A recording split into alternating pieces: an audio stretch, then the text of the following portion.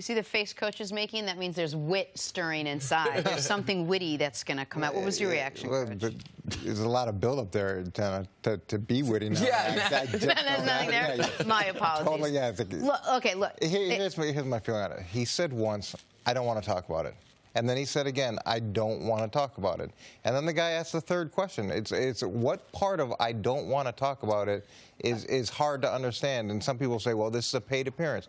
Well, guess what? I'm sure Tom's doing this because of some relationship that he has, not because he needs the money.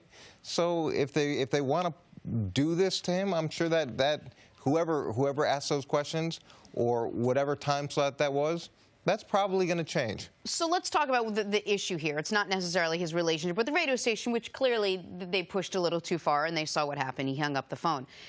Should we read into it that things got better between Guerrero and the rest of the Patriots organization? Should we assume that because he's riding the team plane that perhaps things are okay? We saw this is sort of was the breaking point last year, seemingly, between Brady and Belichick. Well, Coach Mangini's conflicted because Coach Mangini, without talking to him, is like, how did you know that the relationship was bad? And how do you know that he didn't take himself off of the team playing? And we do know for a fact that anyone that was on the Patriots sideline in that New Orleans game, it was approved by Bill Belichick and the staff for them to be there. Now, trying to fill in the gaps in New England, we believe to be impossible.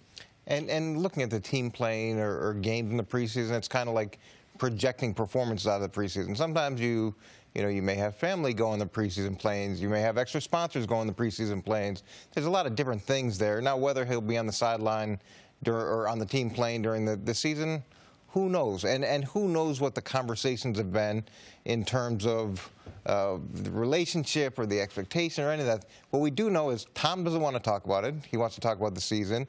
And Bill's not going to talk about it. No one's going to talk about it.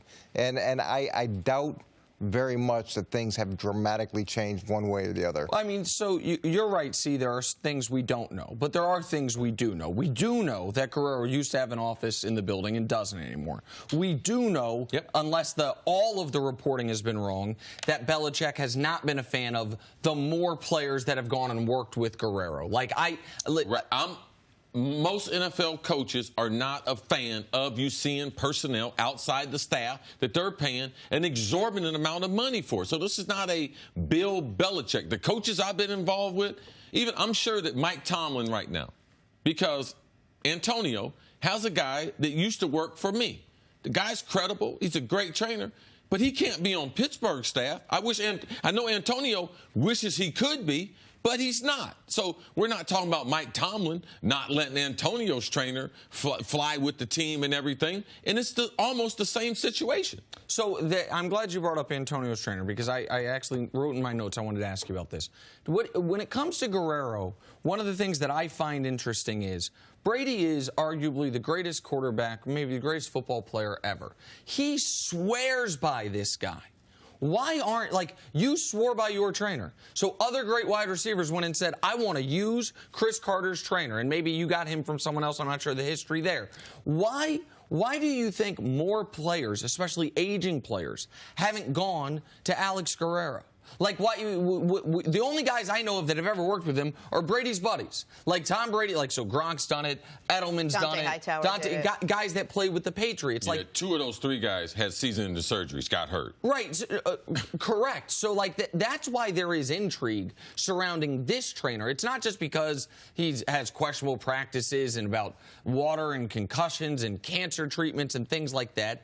It's not just because he has an extensive stretching regimen that he's more stretching, pliable muscles compared to lifting and the way football players have been built. So there is definitely a difference in belief system of how NFL trainers and fitness gurus, how they would produce NFL players. And so for you, Coach, to Chris's point about the frustration from a team, is that how you felt when you were running teams, that you didn't like when guys were getting there, when they had outside of the facility consultation or working with a personal trainer, or did it not bother you? Well, I tried to strike a balance. So if there was someone that someone really believed in, we would want that person to come in and meet with our trainer or meet with our strength coach.